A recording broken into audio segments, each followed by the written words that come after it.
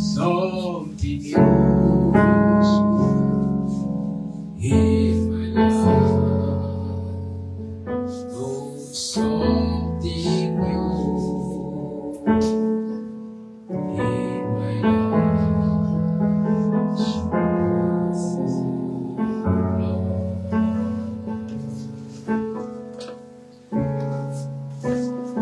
Fais quelque chose dans ma vie, une chose dans ma vie, une nouvelle chose dans ma vie, fais quelque chose dans ma vie,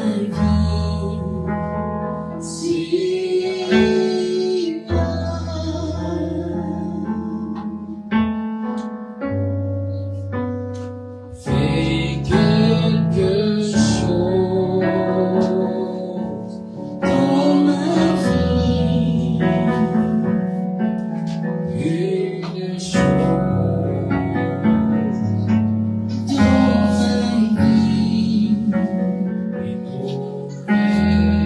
chose dans ma vie, une nouvelle chose dans ma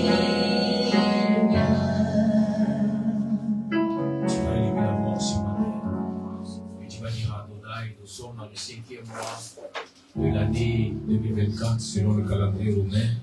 Et quand ce 5e mois, là où la pleine grâce sera manifestée, qu'Adonai fasse quelque chose de nouveau pour toi.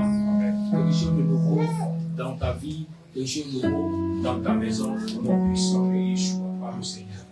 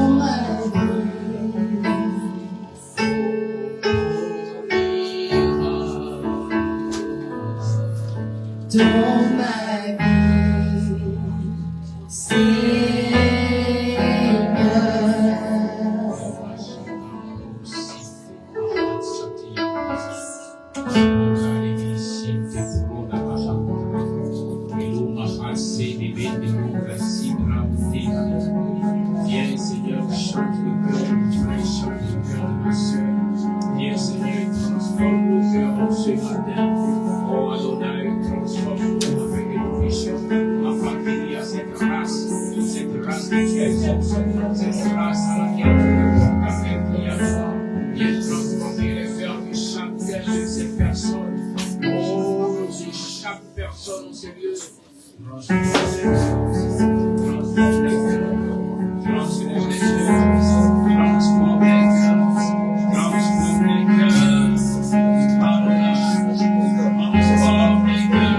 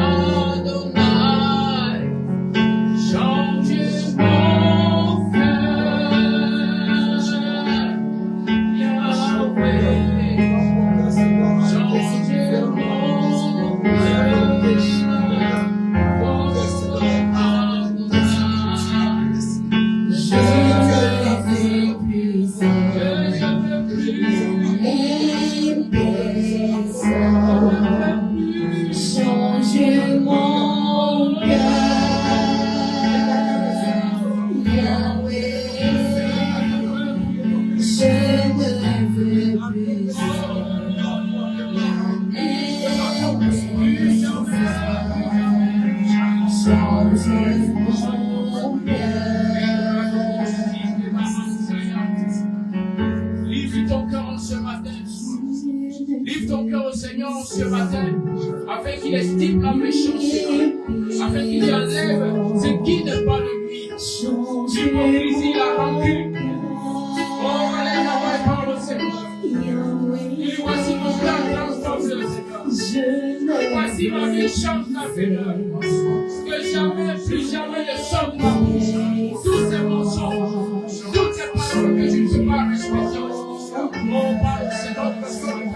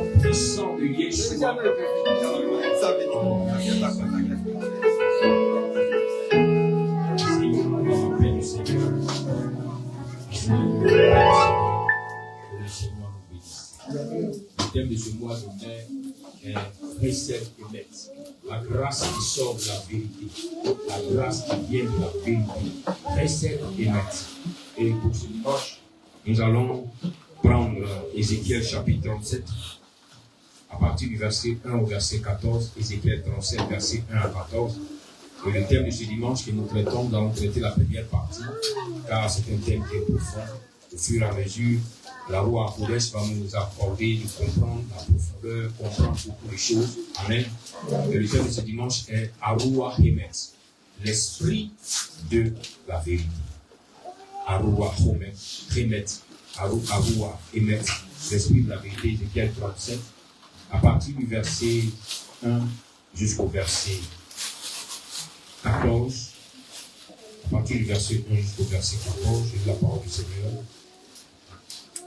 La main d'Adonai étant sur moi, Adonai me transporta par son esprit et me déposa au milieu de la vallée.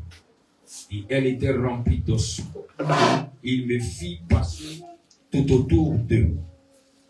Il y avait tant d'ossements dans la vallée et ils étaient si secs. Il me demanda, homme, ces ossements pourront-ils vivre? Je répondis, Adonai Elohim, toi seul le sais. Alors il me dit, prophétise sur ces ossements. Tu leur diras, ossements secs, écoutez ce qu'Adonai veut dire. Ainsi parle Adonai Elohim à ces ossements.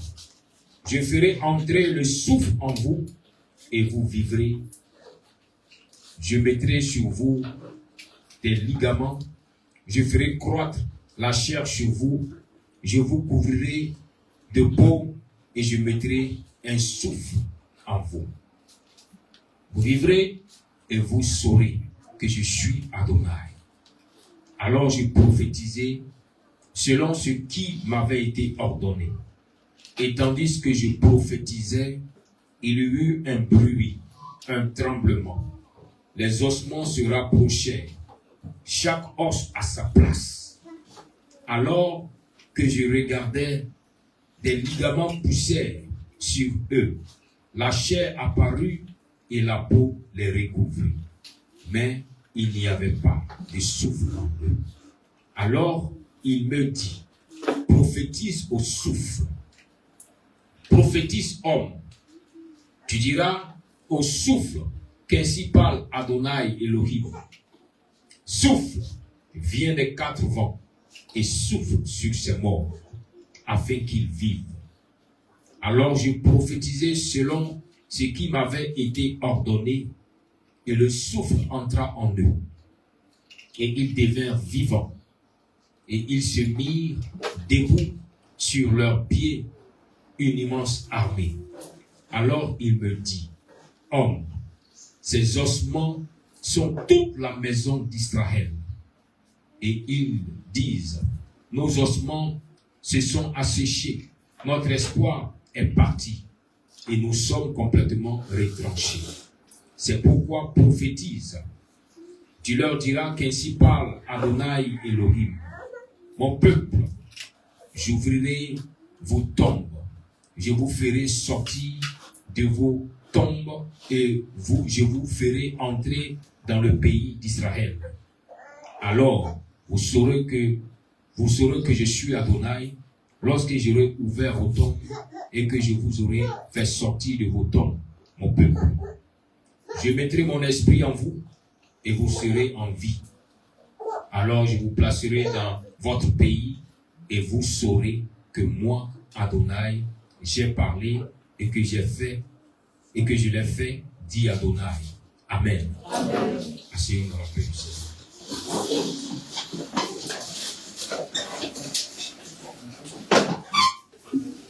En gros, la première partie,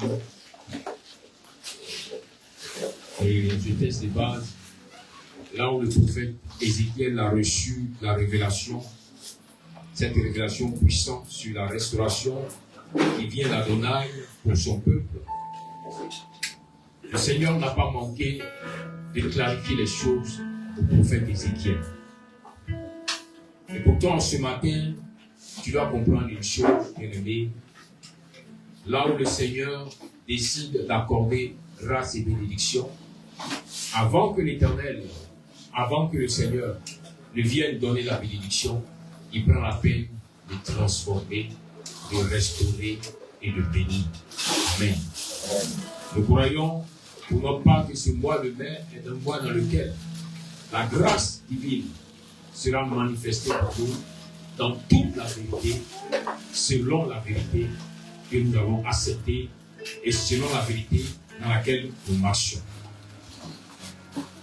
Ici, la question est de savoir comment est-ce que Ézéchiel a fait pour que la main d'Adonai se pose sur lui. Aujourd'hui, quand on parle de la main d'Adonai, tout le monde crie Seigneur que ta main se pose. Mais êtes-vous sûr qu'à l'instant sur la main d'Adonai se pose sur vous, est-ce qu'il ne viendra pas pour vous tuer? Amen. Parce qu'avant que la main d'Adonai se pose, il y a des préliminaires. Lorsqu'on lit l'histoire d'Ézéchiel, Ézéchiel est passé par beaucoup de situations avant que la main d'Adonai ne se pose sur lui. J'aimerais dire à quelqu'un ce matin qu'avant que la main de Dieu ne se pose sur toi, il faut que la main des hommes commence par se poser d'abord sur toi.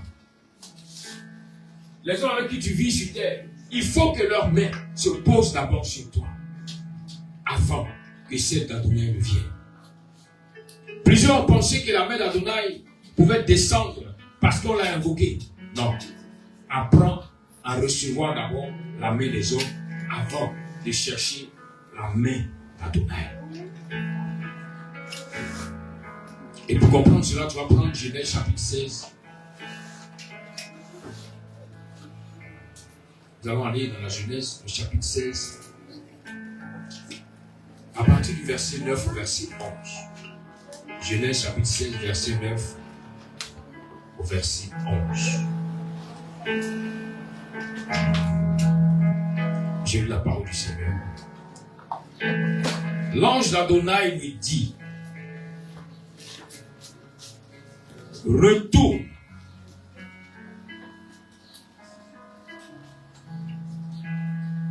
vers ta maîtresse et soumets-toi à son autorité. L'ange d'Adonai lui dit, je rendrai tes descendants très nombreux. Il en aura tant qu'on ne pourra pas les compter. L'ange d'Adonai lui dit, voici tu es enceinte et tu donneras naissance à un fils. Tu l'appelleras Ishmaël, ce qui signifie Dieu prête attention. Car Adonai a prêté attention à ta misère. Il sera un homme semblable à un âne sauvage. Sa main sera contre tout. Ta main sera contre tous et la main de tous contre lui, et il vivra en conflit avec tous ses frères. Amen. Bien-aimés, ici, il s'agit de l'histoire de la servante de Sarai. Sarai qui va devenir plus tard Sarah, la femme d'Abraham. Et l'histoire nous dit que Dieu avait fait la promesse et Sarai à cette époque-là qui s'est rendu compte qu'elle avait dépassé le stade de pouvoir enfanter, de pouvoir féconder, va faire la proposition à son mari pour lui dire, prends ma servante. Certainement la promesse de Dieu pourra s'accomplir avec elle car elle est encore jeune. À cette époque-là, Sarai ne croyait pas que malgré qu'elle était ménopausée à plusieurs reprises, elle pouvait avoir un enfant par le miracle divin. Alors, elle donna sa servante. Et lorsqu'elle a donné sa servante à Abraham, après plusieurs tentatives de refus, était obligé d'accepter le désir du cœur de sa femme. Je vais une parenthèse ici pour dire, et souvent il y a des femmes qui ont des comportements qui vont amener leur mari à accepter le désir de leur cœur. Voilà pourquoi, quand vous tenez un foyer, faites beaucoup attention à ce que vous présentez à votre mari. À là où vous poussez votre mari à partir. Parce que si demain, il veut vous faire plaisir en marchant de cette sorte, à la suite de vos peines. C'est la même Sarai qui a dit à Abraham, va vers ma servante. C'est la même Sarai qui se plaint après pour dire, parce qu'elle est enceinte, voici comment elle se comporte. Chasse-la. Voilà pourquoi l'homme aussi doit être sage. Ta femme peut te demander des choses, mais analyse cela, présente cela au Seigneur. Est-ce que cela vaut la peine? Est-ce que ça ne causera pas encore des problèmes de vent dans le couple? Est-ce que demain encore ma femme ne reviendra pas sur sa décision pour dire j'ai dit de faire ceci, mais ne le fais plus. Alléluia. Amen. Mais pour nous, ce matin, ce qui concerne nos vies, c'est que l'ange d'Adonai s'est révélé à Agar. À partir du verset 7, il dit, l'ange d'Adonai la trouva près d'une source d'eau dans le désert. La source qui est sur la route des Chour. Et dit, Agar, esclave de Saraï, d'où viens-tu et où vas-tu? L'ange lui donne son identité. L'ange lui dit, Agar, esclave de Saraï, d'où viens-tu? Où vas-tu?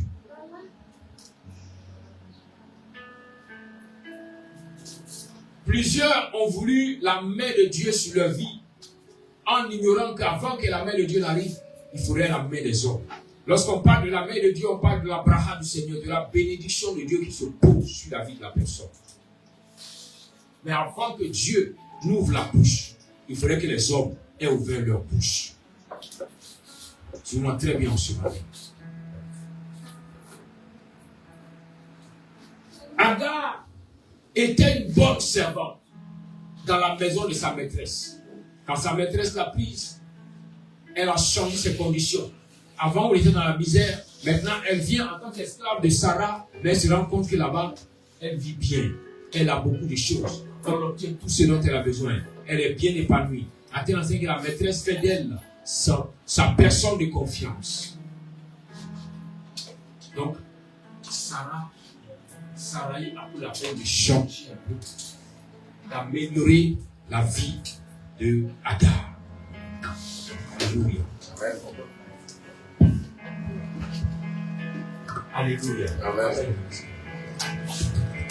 Et donc, souvent, avant de dire Seigneur, bénis-moi, rappelle-toi quand tu étais encore dans les problèmes, vers qui le Seigneur t'a orienté.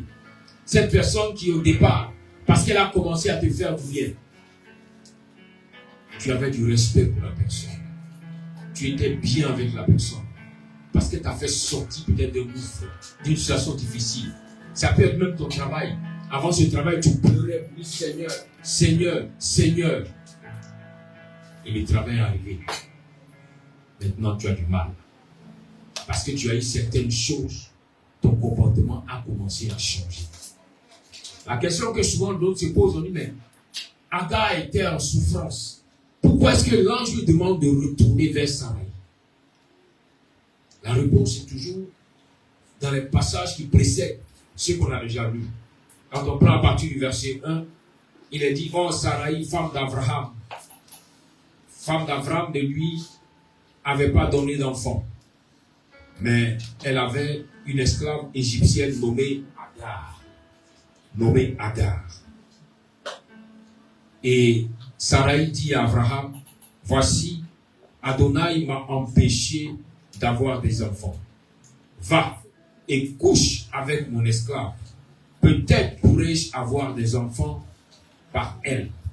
Abraham écouta ce que Sarai disait. Abraham demeurait depuis 10 ans dans le pays de Canaan.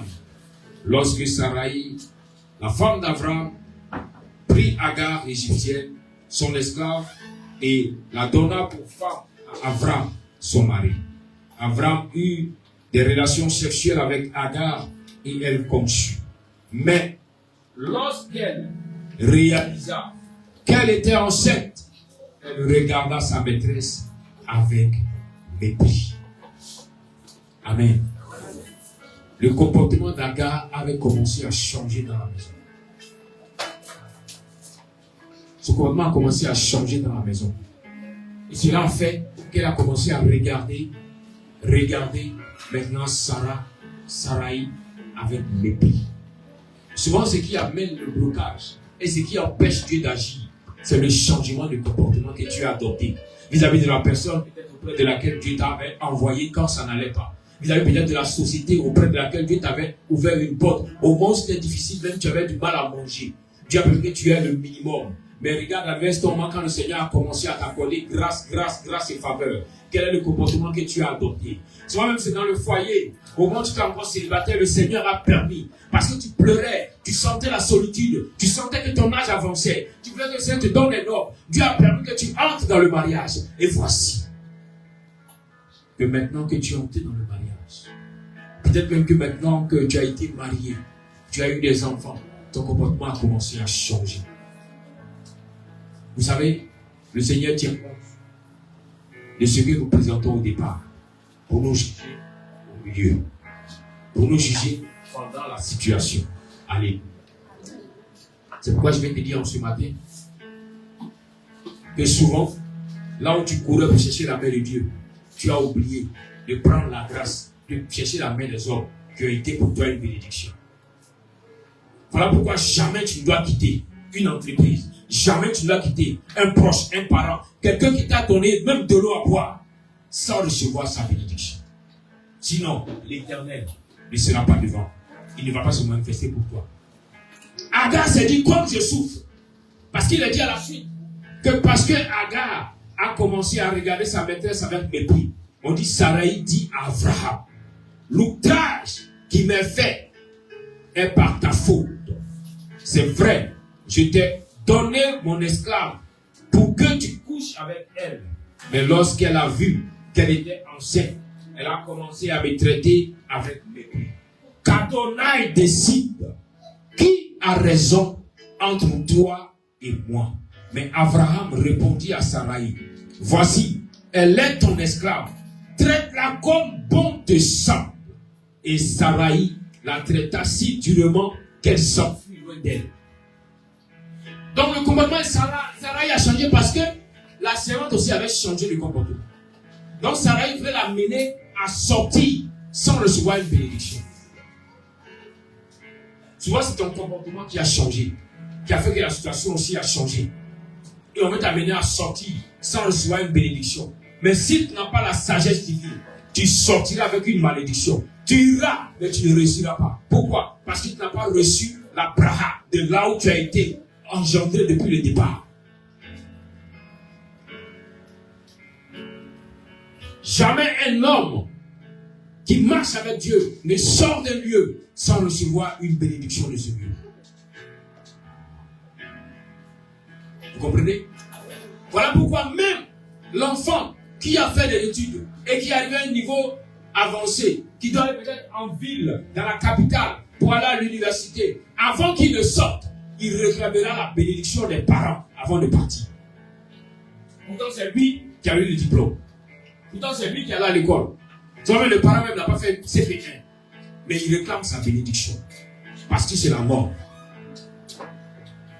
Sortir d'un endroit où Dieu a permis que tu puisses t'abriter et sortir avec la malédiction, bien aimé, il y a de sérieux problèmes qui vont t'arriver. J'ai dit avant que la main dans ton œil se pose sur toi, il faudrait que la main d'un homme se pose sur toi. Pourquoi l'ange dit, l'ange rappelle à Agar qui elle était d'abord. Il dit Agar, esclave de Sarai, d'où viens-tu et où vas-tu? C'est une grande question. D'où viens-tu? Pour lui, qu'est-ce qui t'a poussé à sortir de la maison de ta maîtresse? Maintenant, où tu vas? Pour te dire que qui t'a donné l'autorisation de partir? Alléluia. Ouais. L'ange lui a dit, tu es enceinte. Mais pour que tu accouches et que tu sois béni, retourne. Elle dit non, ma maîtresse me traite avec dureté. Il dit c'est normal. Parce que toi-même, ton comportement a changé. Retourne. Souvent, apprenez à vous humilier sous la main des hommes pour que la main d'Adonai vienne sur vous. Et Sarai est retournée. Elle allait subir. Elle a compris que son comportement avait amené Sarai aussi à changer, à rendre sa vie difficile. Elle retourne, mais elle change de comportement. Voilà pourquoi elle a accouché en paix. Voilà pourquoi l'enfant a grandi. Amen. Amen. Avant que la main d'Adonai ne vienne sur toi, il faut que la main de l'homme se pose sur toi. Dieu peut te parler. Dieu peut se révéler à toi. Mais, si la main d'un homme ne se pose pas sur toi, tu iras. Mais tout ce que le Seigneur a dit sera comme un film pour toi. Tu ne verras jamais cela s'accomplir. Parce que tu n'as pas respecté les principes de base. Alléluia. Pour te dire en ce matin, aujourd'hui, tu es ce que tu es. Aujourd'hui, peut-être que tu es la femme que tu es.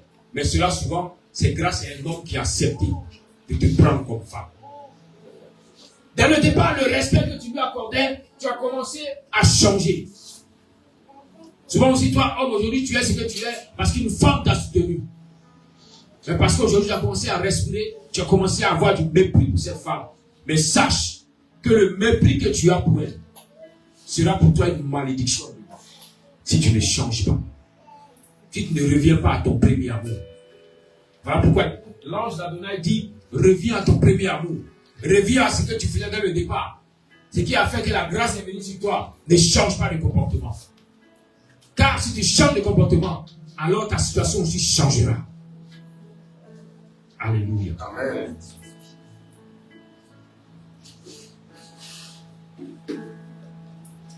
Si nous comprenons ces choses et que nous réparons ce que nous avons gâté. Parce que souvent aussi, on annonce la vérité aux enfants de Dieu. Ils disent Amen. Ils disent oui, c'est la vérité. Mais souvent, ils ont du mal à retourner pour réparer. Non. Si tu te sens concerné à ce que je dis, retourne et répare. Peut-être que tu as quitté la maison familiale dans la rébellion. On n'a pas pris la bénédiction, tu es sorti. Retourne et répare. Demande pardon au mal que tu as fait à ces personnes. Pour que désormais ce soit la bénédiction qui vienne sur toi. Pour que leur main se pose sur toi avant que la main d'Adonai ne vienne à toi. Peut-être que tu as quitté une entreprise dans une condition très bizarre. Et aujourd'hui, tu viens dans notre entreprise, tu te rends compte que les choses deviennent difficiles pour toi. Pourtant, tu as le diplôme. Pourtant, tu as l'intelligence. Bien-aimé, tu as laissé l'Abraham derrière. Tu as laissé une bénédiction derrière.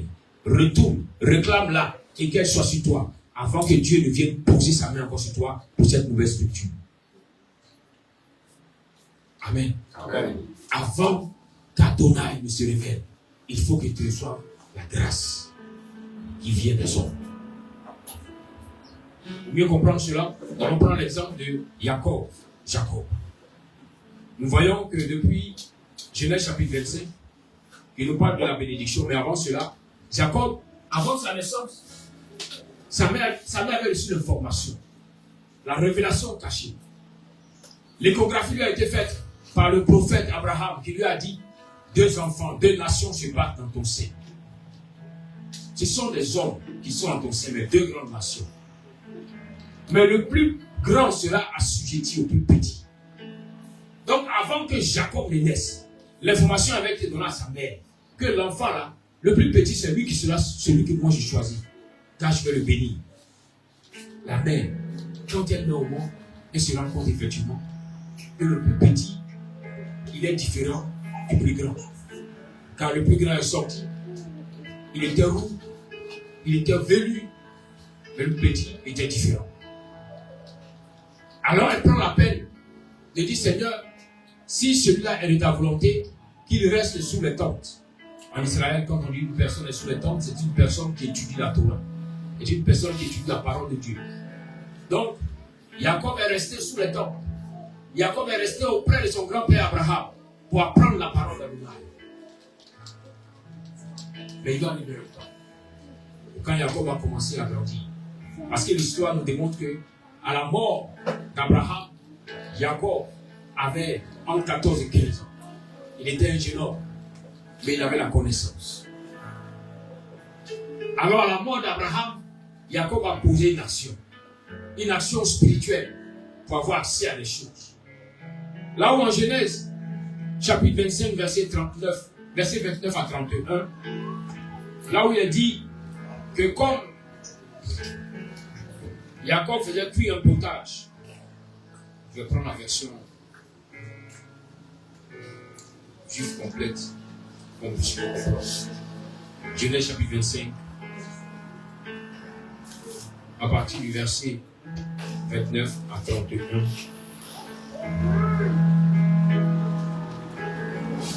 29 à 31.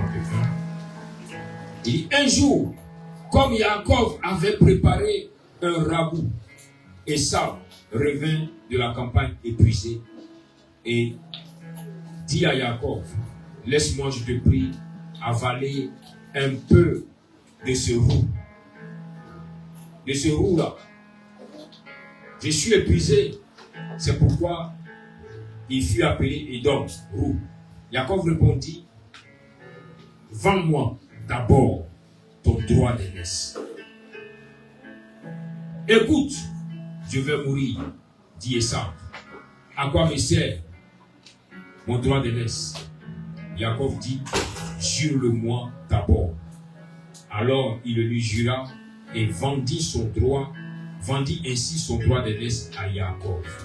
Et Yaakov lui donna du pain et du ragoût aux lentilles. Il en mangea et but, se leva et s'en alla son chemin. Ainsi, Ésav montra combien il méprisait son droit d'aînesse.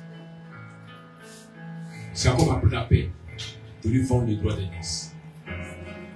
Le plat de lentilles en Israël est un plat qui est préparé au cours des obsèques.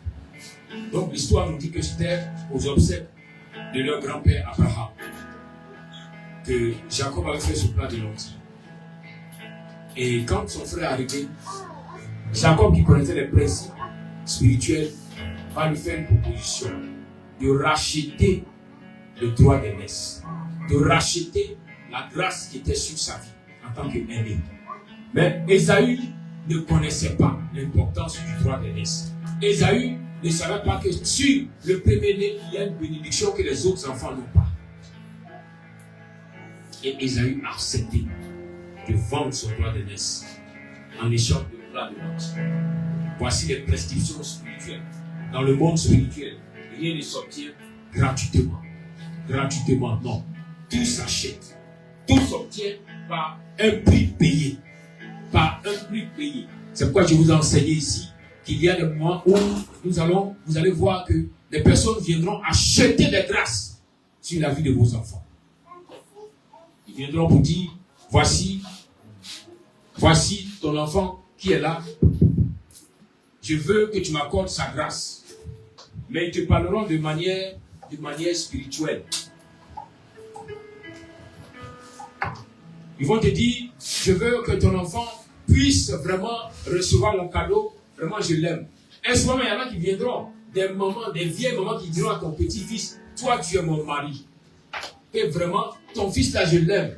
Il sera mon mari. Mon mari, tiens. Et puis, quand tu donnes l'argent, vous souriez. Vous ouvrez votre bouche largement, vous riez. Vous êtes content. Eh, mémé, elle dit, c'est mon mari, hein. Pourtant, la femme est en train d'acheter le mariage de ton fils. La femme est en train d'acheter la grâce de la bénédiction qui accompagne le mariage de ton fils. Et tu rends compte plus tard, peut-être 20 ans après, 30 ans après, que ton fils a du mal à entrer dans un mariage. Et tu as oublié qu'il était déjà marié. Et tu es étonné de voir que ton enfant a une femme de nuit. Que ta fille a un mari de nuit. Mais c'est normal, parce que dans le spirituel, depuis son enfance, elle a déjà été mariée. Est-ce que vous comprenez un peu? Amen. Très souvent, voilà la porte d'ouverture qui amène la femme de nuit, le mari de nuit. Plusieurs ont lutté par la prière pour entrer dans le foyer. C'est comme elles ont fait un braquage de mariage.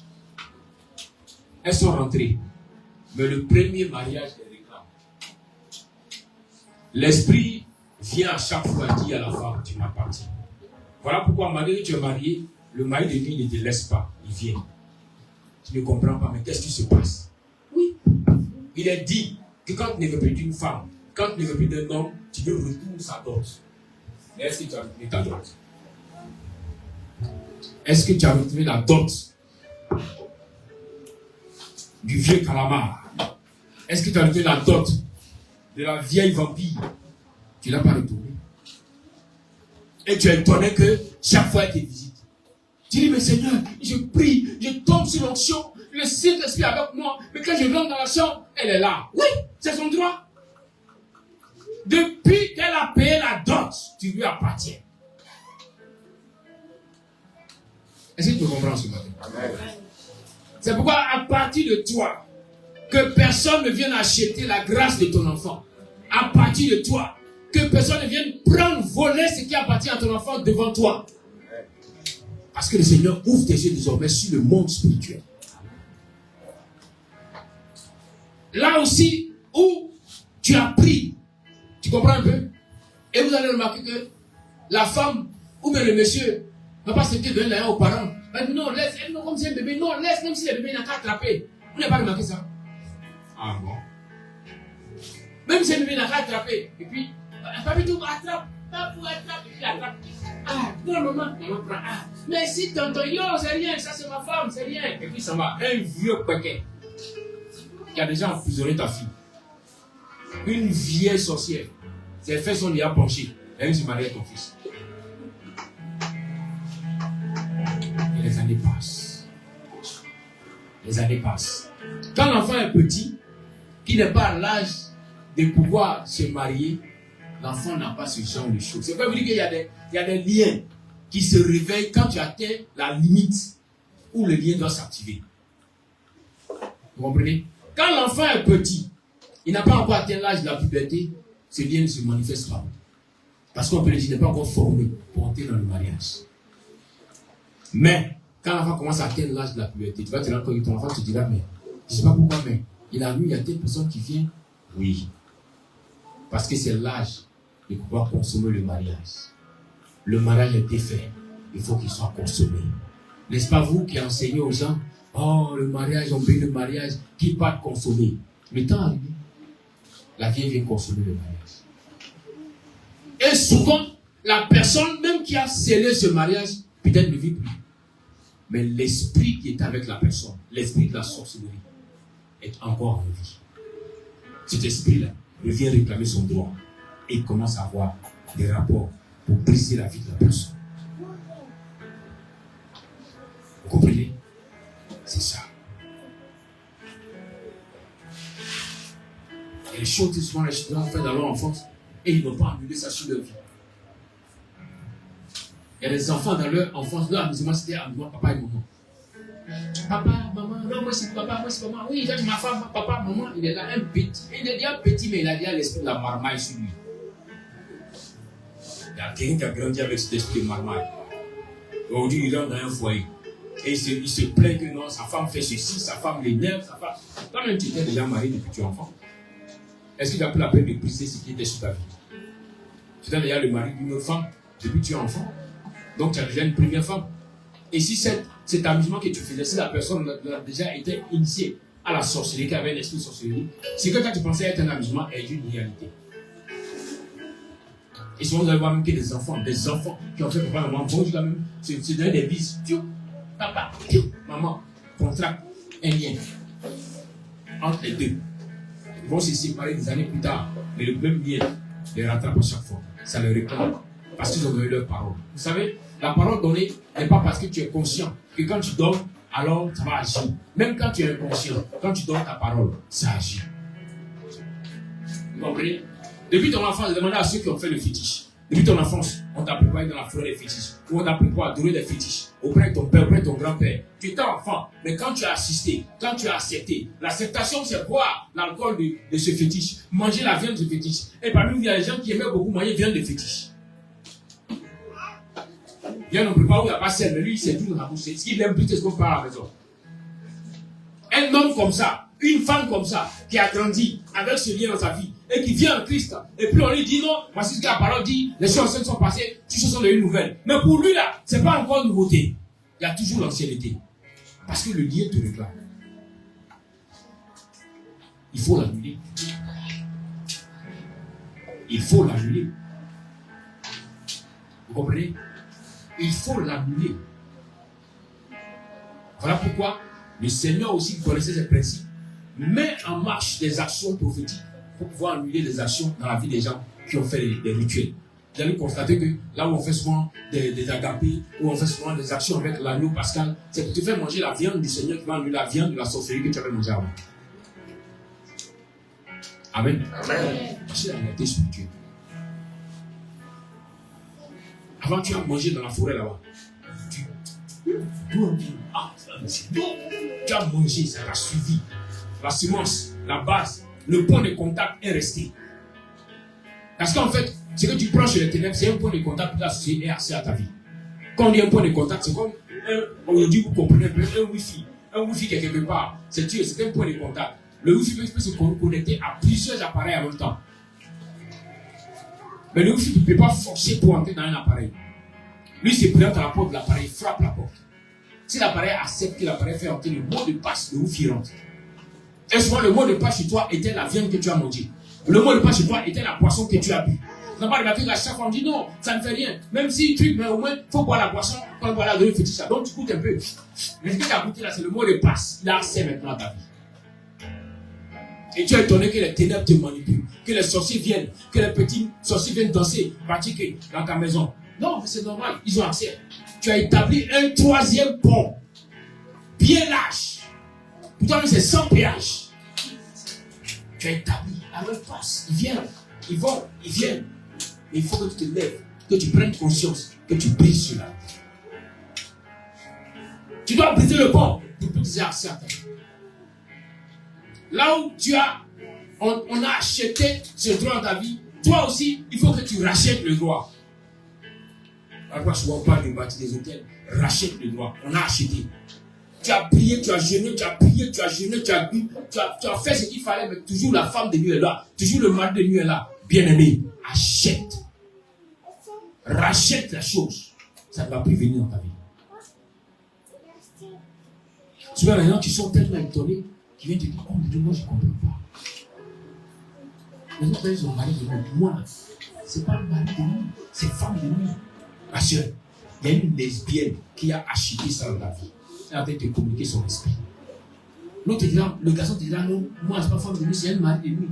Ah, donc toi, tu es devenu sa femme. Frère, il y a un démon de pédophilie qui a payé quelque chose dans ta vie. Il faut te racheter.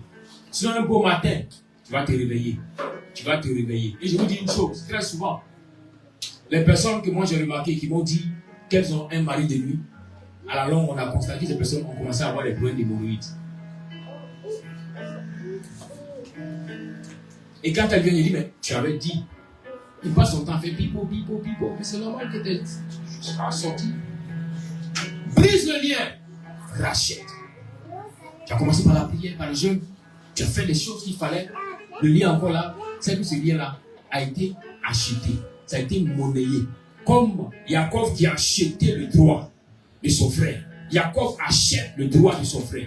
Vous savez, Jacob est tellement intelligent. Jacob est tellement intelligent.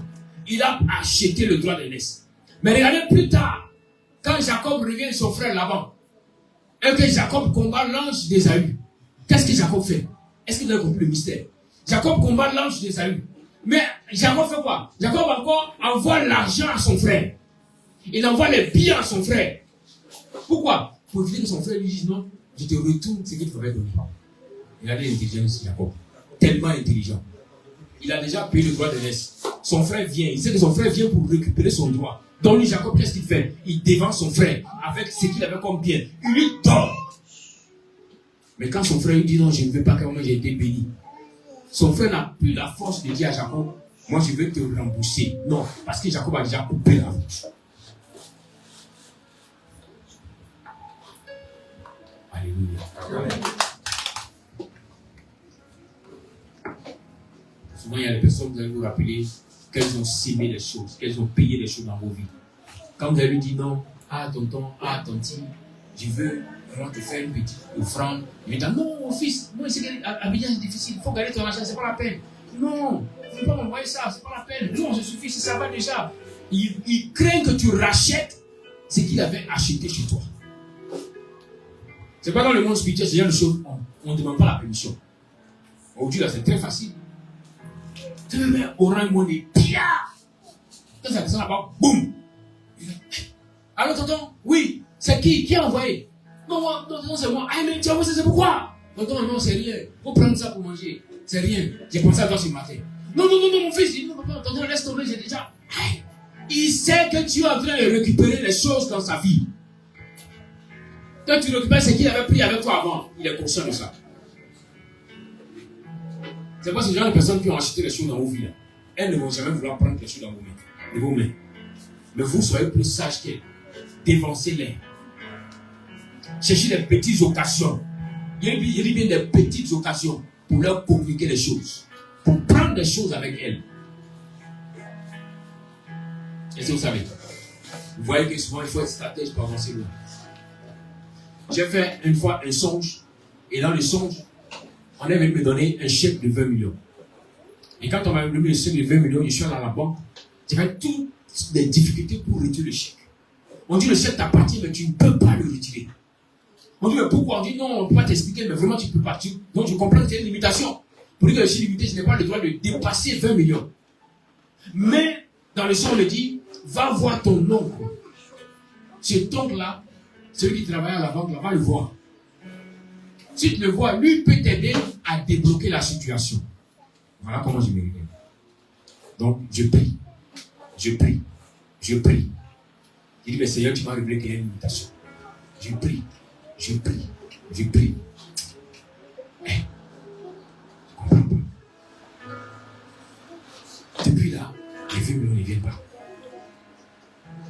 Je prie. Je prie. Je prie. Rien. Alors le Saint-Esprit va me révéler que cet homme-là, quand tu étais petit, quand il venait chez vous, c'est à toi qu'il donnait l'argent. Il disait qu'il aime ton affaire, que tu es son fils. Et je me suis rappelé. Il dit, c'est là qu'il a limité ta vie. Il dit, Alléluia. Alléluia. Et je suis resté tranquille, serein, attendant l'occasion qui va se présenter à moi. Et cette année, quand j'ai vu l'opportunité de la nouvelle année, parce que ma femme qui est là, elle-même, je ne vais même pas donner des cadeaux, mais de nouvelle année, mais je me suis concentré sur l'oncle et la tante, les deux personnes qui me donnaient les choses facilement. La tante, j'ai payé un pain hollandais, j'ai envoyé par un coursier Yango. Il dit, déposez là-bas, et puis appelez-moi. Quand ils appellent, ils disent, tanti, c'est ton bonne année qui est là. Elle dit, mon fils, il dit, putain, c'est rien. J'ai pris mon téléphone, j'ai commandé. Les gens qui font les trucs de bonne année, font les cadeaux, on écrit le nom en avant. Envoyez ça à l'oncle là. L'oncle reçoit, il me dit, mais je suis tellement ému, tonton, c'est ton bonne année.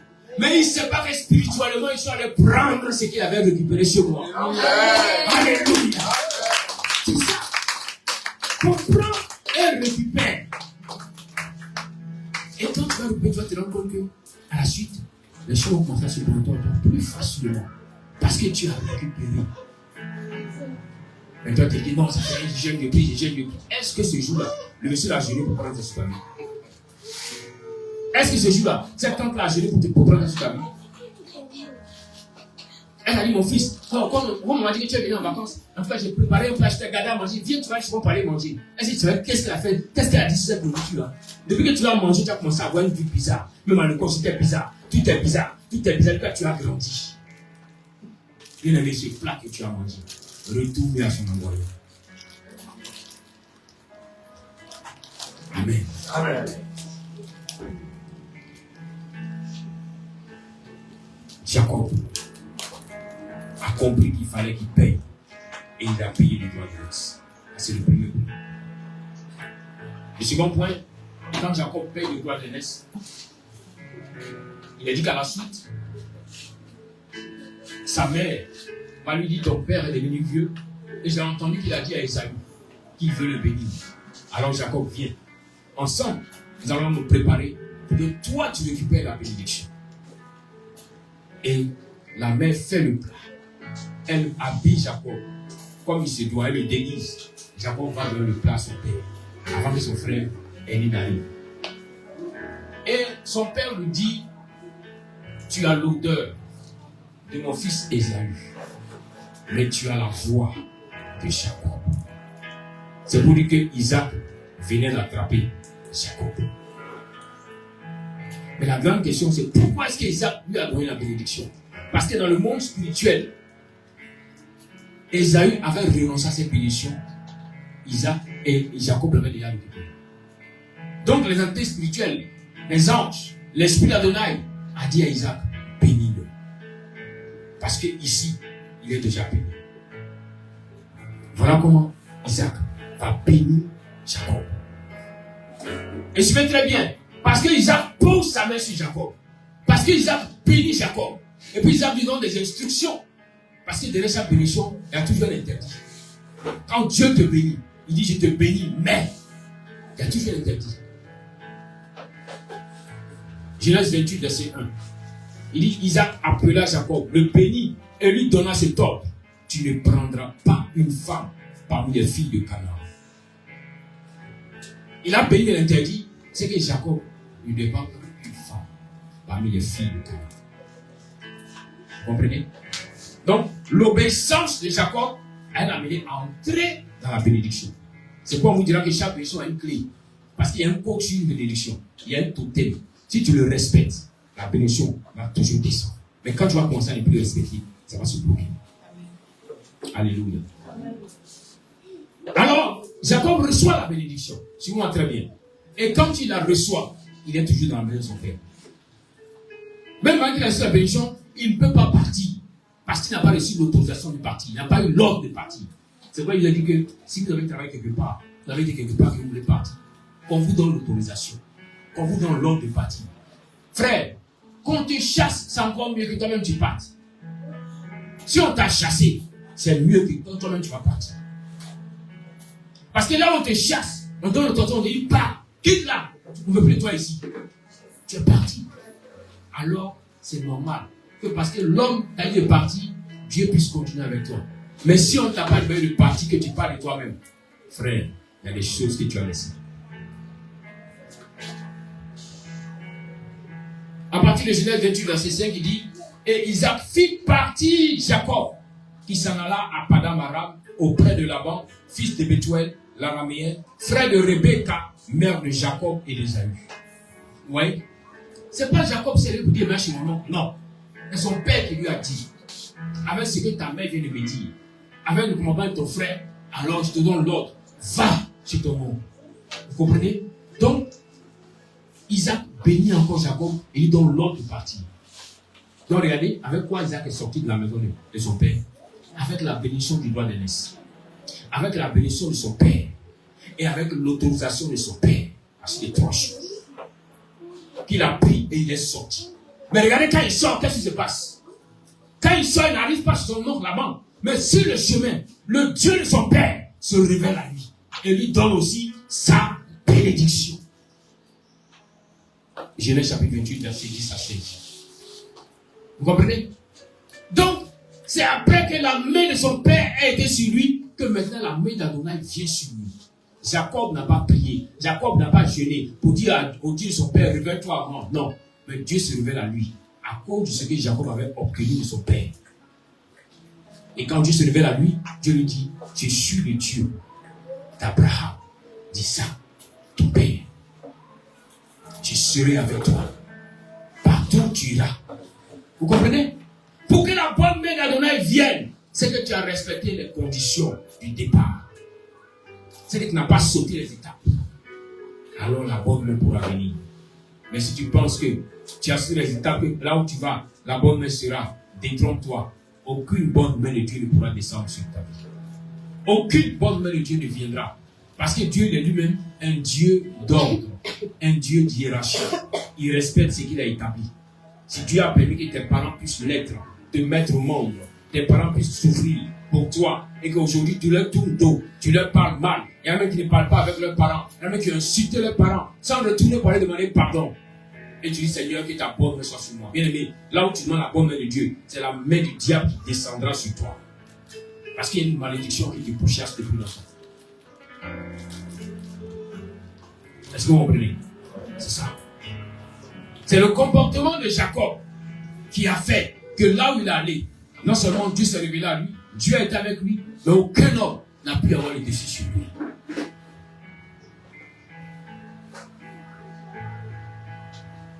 Donc avant que la main de Dieu ne vienne sur Ézéchiel, Ézéchiel aussi a posé des actions.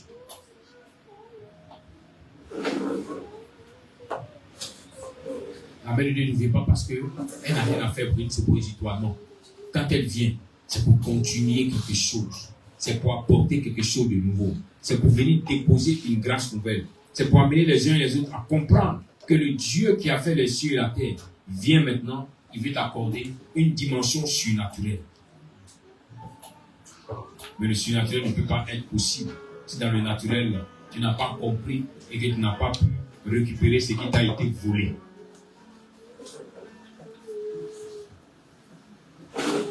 Il y a des gens qui mettent tellement moyen sur leur tante, sur leurs oncles, sur leur grand-père. Voilà, aujourd'hui, ils sont bloqués. Maintenant, au lieu de racheter, ils vont racheter. Et le diable est tellement malin que ces personnes-là se sont mis dans une position où c'est comme si elles ne veulent plus parler avec toi. C'est comme elles ne veulent plus te sentir. Mais en fait, c'est une stratégie. C'est comme si c'est une muraille de Jéricho pour t'empêcher de continuer. Elles savent que si elles sont bien avec toi, tu pourras revenir racheter ce qu'elles ont acheté dans ta vie. Alors elles feront des choses pour t'amener à prendre une position pour dire, elle-même, regarde comment elle est, bien aimée. Ne regarde pas ce que ces personnes font. Ne regarde pas leur comportement. Mais pose des actions pour racheter ce qui avait été pris dans ta vie. Pose l'action pour acheter ce que l'on avait acheté dans ta vie. Pendant que je suis en train de parler, je vois une femme. Donc, la personne qui l'a élevée était allée consulter. Et quand elle a consulté, on lui a dit que l'enfant là a beaucoup de chance. Elle a même dit au monsieur qui consultait, mais est-ce que tu peux prendre un peu pour pouvoir m'aider? Et on lui a dit, on va poser l'action pour que tu puisses payer la grâce que sur la vie de cet enfant, pour que cela puisse t'amener à évoluer un peu. Alors quand tu es là, fais du bien à cet enfant. Achète-lui quelque chose pour qu'elle puisse porter. Quand elle va porter, la grâce qui est sur sa vie viendra sur toi. Et les gens t'ont utilisé pour pouvoir évoluer, pour pouvoir avancer. Maintenant tu as grandi. Maintenant tu es marié. Tu veux utiliser cette grâce, mais tu as du mal à l'utiliser. Rappelle-toi qu'on a déjà acheté. Alors va et rachète la grâce. Va et récupère la grâce. C'est un habitant d'Adam pour porter. C'est bien. Toi aussi va. Paye. Achète-toi un pain pour lui donner pour porter. Et tu verras que la grâce reviendra. Alléluia. Amen. Le monde spirituel est un monde réel. Tant que tu n'as pas récupéré, Dieu pourra te montrer des songes, des visions, mais jamais tu n'auras accès à ces choses. Quand on te montre un songe de prospérité, une vision d'élévation, demande au contraire au Seigneur, Seigneur, comment je fais pour avoir accès? Quelle est la clé qui me permettra d'avoir accès à cela? Si ceci est dans ma vie depuis longtemps et puis je n'arrive pas à voir les portes s'ouvrir, que ces personnes viennent à moi, mais pourquoi ça ne vient pas? Seigneur, montre-moi ce qui est caché. Caché que je ne connais pas. C'est ce qu'il a dit à Jérémie. Il dit, invoque-moi, je te répondrai. Je te donne, je te révélerai les grandes choses, les choses cachées que tu ne connais pas.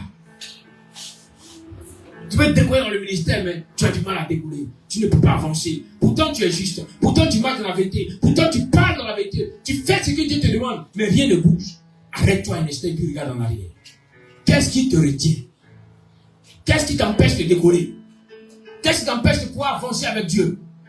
Il y a une réclamation qui te tire à chaque fois.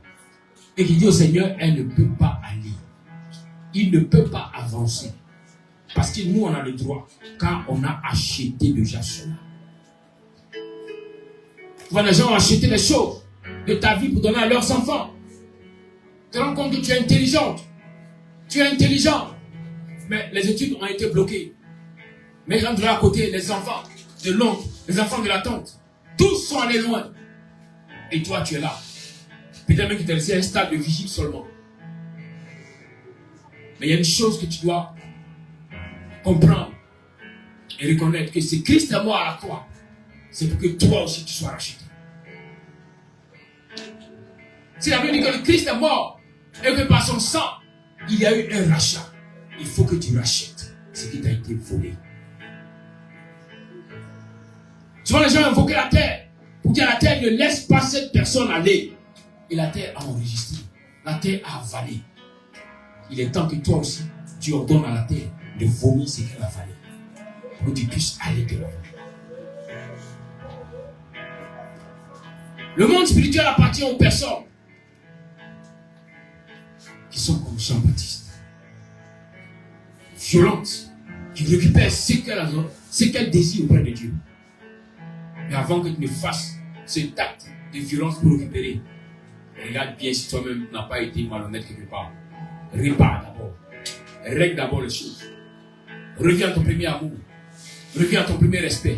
Et laisse le Seigneur t'accorder sa grâce. Voilà pourquoi il dit, que celui qui s'humilie devant les hommes, l'Éternel le relèvera. Les hommes vont passer te faire du mal. Les hommes vont passer t'humilier. Tu as passé ton temps à pleurer pour dire Seigneur, pourquoi ces choses m'arrivent-ils? Pourquoi ces choses m'arrivent-elles à moi? Mais le Seigneur te disait, je suis avec toi. Je laisse les hommes t'humilier, te piétiner, marcher sur toi comme une serpillère. Parce qu'au temps que j'ai préparé, quand je vais t'élever, ces mêmes hommes verront que je suis véritablement avec toi. C'est pourquoi ne t'inquiète pas. Car tous ceux qui t'ont maltraité, tous ceux qui ont pensé se moquer de toi, t'humilier, ne mourront pas avant de voir Dieu t'élever. Amen. Elles ne mourront pas avant de voir Dieu t'élever. C'est pourquoi David dit, tu dresses une table en face de mes adversaires. Où est-il ma tête? Le temps de l'onction est arrivé. Le temps où Dieu ouvre les personnes pour les mener à la bénédiction. Le temps où Dieu ouvre les personnes pour les mener à aller sauver les âmes. Le temps où Dieu ouvre les personnes pour les mener à rentrer dans la délivrance. Ce temps est arrivé. Dieu te bénira. Dieu te restaurera. Mais tes ennemis te verront et tomberont. Te verront et seront dans la souffrance. Car désormais, Elohim est avec toi. Et lève la main du Seigneur. Ouvre-moi. Car le temps est arrivé. Le temps a sonné où la grâce va surabonder. Le temps a sonné où ta bénédiction doit être complète. Dans ma vie, dans ma maison, dans mes activités, dans mon ministère. Brasakato brasaya. Et ma chaîne de brossi cantaba. Oh, les gens ont pensé que c'était fini. D'autres ont dit non, il n'a plus à l'école, c'est fini. Parce qu'aujourd'hui, ces personnes sont étonnées de voir en train de travailler. Oh, mais un temps nouveau s'élève. Un temps où la gloire d'Adonai sera visible sur ta vie. Tous diront qu'Adonai veut d'abord poser sa main sur toi. Que grâce à te monte. Et ma chadaba aussi.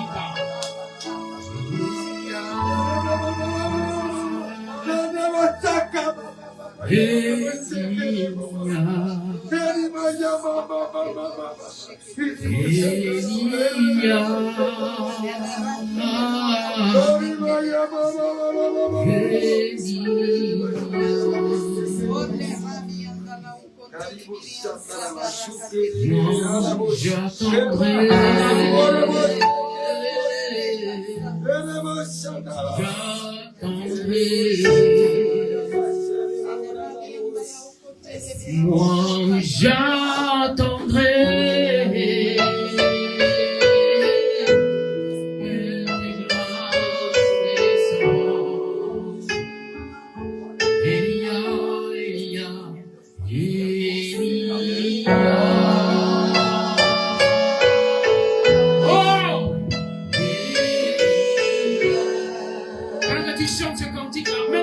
Restaure ta vie.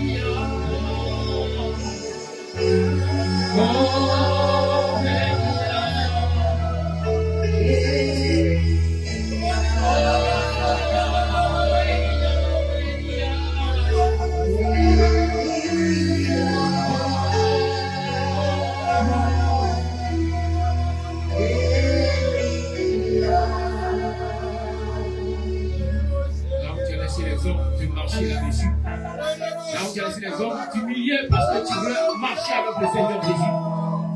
En ce jour, il répond à tous ses pleurs. En ce jour, il t'accorde sa grâce pour répondre à tous ses pleurs. Désormais, tu seras élevé. Désormais, tu seras en haut. Désormais, sa bonheur sera sur ta vie. Et les hommes sauront qu'il est avec toi.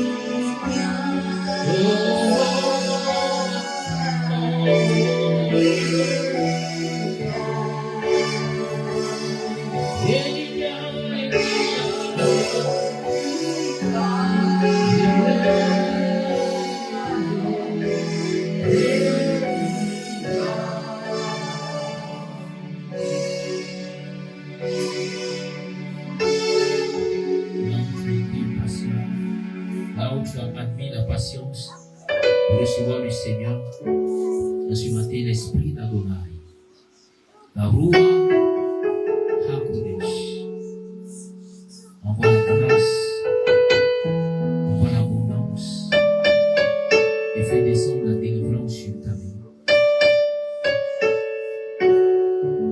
En ce temps-ci, l'onction qui brise le jour descend pour briser ton joug de servitude, ton joug de non-accomplissement dans ta vie, au nom puissant de Yeshua. Et le joug de la maladie tombe.